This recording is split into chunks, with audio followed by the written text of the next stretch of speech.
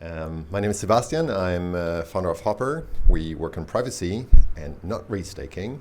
And who here has used Safe, previously called Gnosis Safe? Cool, because I'm going to take you a bit on a deep dive on that journey. And while you wonder how that makes sense, I'm going to talk about not ETH staking, but token staking. Because I think there's a whole lot of token-based projects out there. And the whole maturity of that whole ecosystem of token staking is way less mature than all the value-added services, restaking, all the fanciness that we have in the ETH space. And frankly, I think there's a bunch of business opportunities that I hope somebody maybe in this audience pursues, because it will make all our lives easier. All right, but before we get there, let me start with the value proposition. Ethereum is here to make people free and not rich.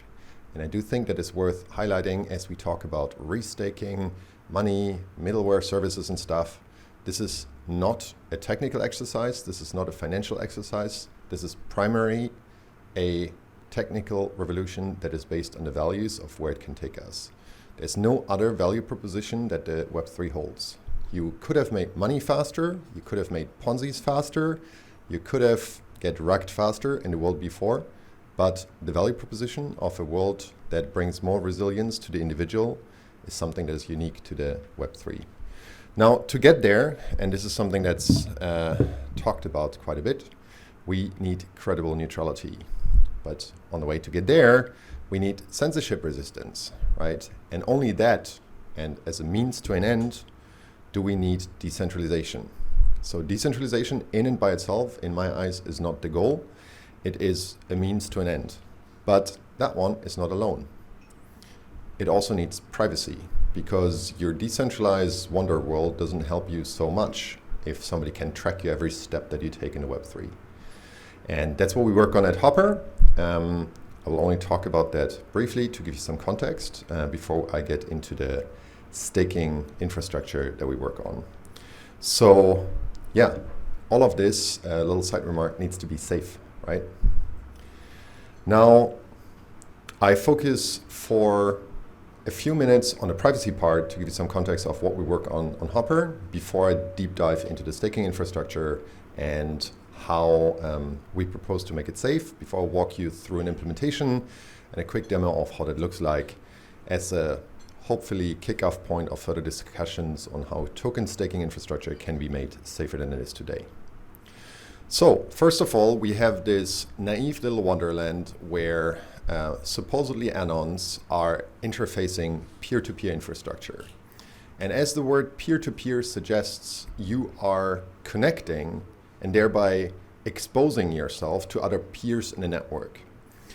And yeah, unfortunately, that happens over the internet, which has been designed with protocols such as TCP/IP, which unfortunately never had privacy in mind.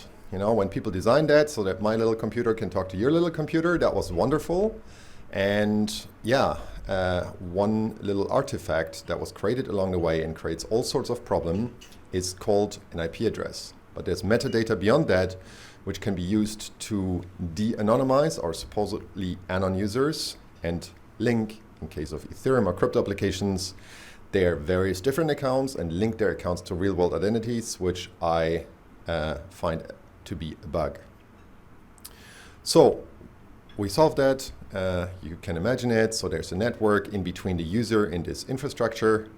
You might call it middleware that is unlinking the individual from other peers in the network.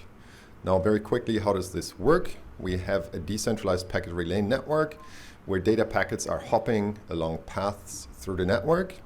And for the ones here who are familiar with Tor, yes, so far there is literally no difference compared to Tor. But of course there is one. So we will zoom in one level. So we'll look at one of these Hopr nodes where data packets are hopping around and thereby obfuscating where data came from and where it goes to. And we see something that Tor does not do. So Hopr nodes are mixing traffic and thereby having stronger trust assumptions than Tor. So in Tor, you hope that the first and the last node are not colluding, otherwise you can correlate where traffic came from and where it goes to. In mixed nets like Hopr, you have indistinguishable linking packets which are transformed by these mixed nodes and then shuffled and sent out in different order. So even if I'm your ISP and I see absolutely every packet going into your router and coming out, I cannot link incoming and outgoing traffic, and that leads to stronger trust assumptions. Now, I told you we'll talk about staking. This has absolutely nothing to do with staking. Where does that come in? You guessed it. We're talking about the Web3. Why would you run a node? Yes, because you can earn money with it. So briefly, how does this work? You see a packet hopping on top along this path of various relayers. You see that these onion encryption shells, also similar to Tor, are being taken off on every step. And we see on the bottom how the incentives are moving kind of in parallel with this data packet. And what we have designed there is what we call proof of relay. So a downstream node is returning an acknowledgement in form of a key to you. And only when you have access to this key can you unlock a payment, right? So that basically provides a bottom-up incentive structure, which to me, for well-designed Web3 networks, you have to have bottom-up incentives without any oversight network or, overlord who are watching if we're doing a good job. So this is a system that bottom-up makes sure that you forward a packet. If you are being a good girl or good boy and did your job, you get a key, you get money. The more you relay, the more you earn. Now, that is where staking comes in, because what I didn't talk about so much in depth is that this is a payment channel network, and therefore we have nodes which are securing funds and doing a task. Very much, of course, like ETH stakers, right? You perform a task, which is securing ETH blocks and whatnot, and you secure funds. Now, let's talk about the other side, right? So I talked about privacy a bit. Let's talk about decentralization. So I see a lot of approaches which look like this. Like this is literally an anonymized, because I don't want to dunk on anyone, copy from the docs of a 9-digit in a bear market market cap project, where people are basically telling you to spin off some DigitalOcean instances, copy-paste key files around, copy-paste passwords around to access that. There's basically no security best practices in place. And I am waiting for some really nasty exploits to happen on that side. The big problem here is probably these entire projects would go down. So that's bad. Now, there's a better solution, and we all know about it, right? So little shout out to our friends here at Dapnode. Home staking, right? Home staking is great. But if you think about it, you might have a Dapnode or home staker that stands in a dusty place somewhere under your sofa. When was the last time that you actually, consciously upgraded some firmware? Of course, there's the approach that you auto-update, but then again, we know that's not a great approach because somebody could ship you malicious updates.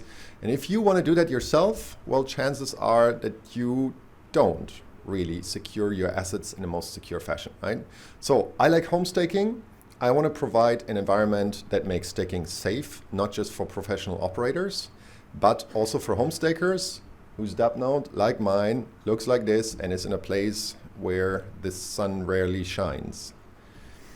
Now, how do we do that? We designed a system that separates basically the two functions that I talked about. We have the work that is being performed by the node, and we have the financial parts.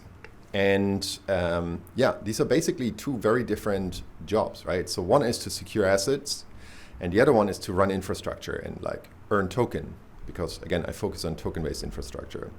So the setup of your node is obviously highly automated, and it has to be always on. Yeah.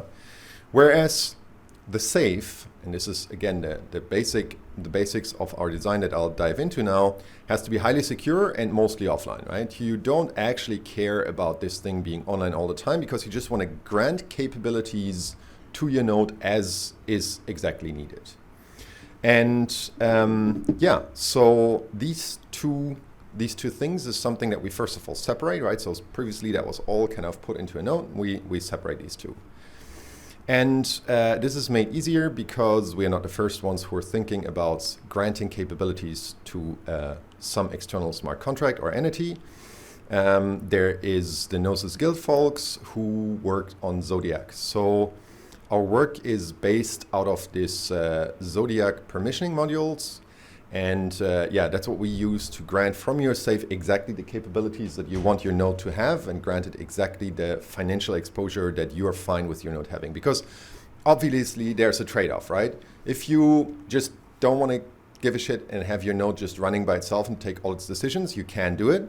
You can just limit the financial impact. And the less capabilities you give your node, the more frequently you might need to step in to do stuff manually.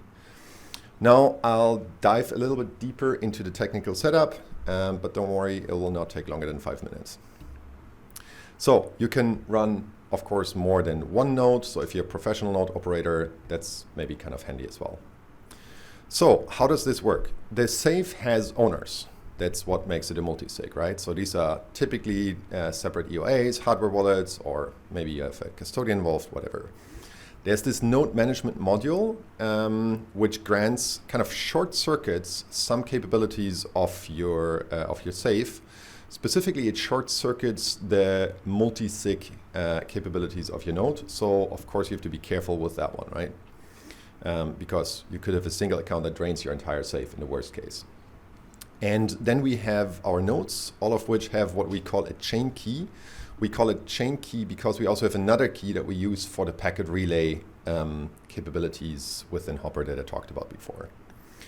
So for deploying that, there's a stake factory. So yeah, basically there's a safe proxy factory on the left, which is how you normally deploy safes. So whenever you use the safe, this is basically deployed out of a proxy contract. The proxy factory contract, which deploys a singleton for you. We do the same thing then on the module side. So we deploy a unique module proxy for each of you. It's an upgradable proxy that you, as the owner of the safe, can upgrade if you want to. Yeah. So finally, how does this thing operate after you deployed it? So you have an admin, which by default is deployed as a one-of-one, which manages your node safe and which also manages the node management module. And then you have your chain keys, which again corresponds to multiple, potentially multiple nodes that you manage. If you're a professional node operator, that might be handy. And you can call a variety of contracts, including multi-sig for convenience purposes. So this is all basically to make our life easier and to separate the capabilities. Cool, and with that, I would like to demo briefly what we built here, how this works in practice. For the ones who are interested in token staking, you can check out our GitHub. It's a monorepo. Yes, it looks a bit big. That's why I gave you the direct link here. Please feel free to copy it, get inspired by it, look at it, and whatnot. Of course, we are supporters of free and open source software. So if you look at Safe, you will find that Safe is actually not just a smart contract, and that's where it gets a little bit tricky. So Safe is, of course, a set of smart contracts and a module in our case, right? But it's also a web UI. It's also a bunch of services. So for example, there's a transaction manager service, which is taking off-chain signatures, aggregating them. In our case, I think we've been the first team who runs this whole Safe infrastructure on-premise ourselves. And we built a kind of custom feature-reduced thing that is specific purpose. So the Safe infrastructure is, of course, general purpose because it's great, it's used for all sorts of stuff. We built a specific purpose implementation here. And let's see if video embedded works. So you see our custom UI, which you connect just like the normal UI to your web browser. We create a Safe, which again, of course, looks a little bit different than the normal Safe flow. We start the staking, right? So we have a gated network, which requires you to have a Hopr NFT, some community incentivization. We fund our Safe with XDAI and Hopr. By the way, this is on Gnosis chain. That's why this was XDAI and not ETH. And now the user is choosing their node. So again, we work with dub nodes, so make it convenient for users. In this example, we walk through a Docker installation just because you can have it all in one machine. Like bunch of startup parameters that don't really matter. This is basically startup parameters, just like your ETH staking node. And the important thing is now that these two things, so the Hopr node that is running, and we see here it does a bunch of things upon started, needs to be hooked up to the safe. So now we're starting the management UI of a node. And we're basically, as a next step, now connecting that safe to the node, right? So that's a both-sided link that you need to establish, because the safe needs to know, hey, what's the node to which I delegate work? And the node needs to know, hey, what's the safe that I need to listen to? So that's what's being happening. And finally, we set it the allowance, right? So that's basically saying, how much financial exposure do I trust my node with? And the lower you set that number, the more frequently you come back here and like upgrade that. And yeah, and that's basically the setup. So what you see now is just a normal operation behind the scenes of a Hopr node. This looks very technical. It's very specific to the Hopr protocol for packet relay infrastructure. You can imagine that very much like an ETH node. And what we're showing here is how a Hopr packet is being relayed. Remember how this, animation, the Hopr ball was hopping around and somebody was earning funds. This is what we'll see here. So a message is being sent like from the left node across this right node back to the left node. It's a little bit pointless, but it just should visualize how you earn funds by running a Hopr node. So we'll see that we gain some what we call tickets. So there is a ticket that was earned for which the user earned Hopr tokens. And yeah, so that's our setup, which again comprised more than you see. It's a custom-made UI. It's the standard transaction service running in the background. It is the module. The module is easily extendable. So if you have different projects, disregarding what token-based project you work on, feel free to get inspired by that. We try to keep it as general purpose as possible to make it easily adjustable to other projects. And with that, I'm stuck on a screen which wants to keep going and going on the on the presentation. But anyway, that was pretty much my last slide. I am not a Mac user, as you can see. Finally, there's one last slide that I actually did want to show, which is, why would you do that? Why would you change? And token-based infrastructure projects, people all have their stuff ready. I know, right? Why would you change to a completely different system? And my answer is because you're not by yourself. You're in an ecosystem that is actually, raised quite some funding and has a bunch of successful projects out there, which you can easily composably interact with. So if you want to, have an accounting solution that's integrated, if you want to have a simulation tool that's integrated, if you want to have some reporting tool, that to me is the power of Safe. It's not just that it's secure, it's powerful that you have other infrastructure around yourself. And with that, I would finish here, and I would just encourage everyone to think about how can we make token infrastructure about as great as ETH staking infrastructure. Again, there's a lot left to be done. There's no restaking there in this whole ecosystem. If you think this is a crowded space, there's lots of work to be caught up on the token staking infrastructure. If you look at that, you will feel that that whole space is very much in its infancy. Lots left to be done. Thank you so much, and safe staking.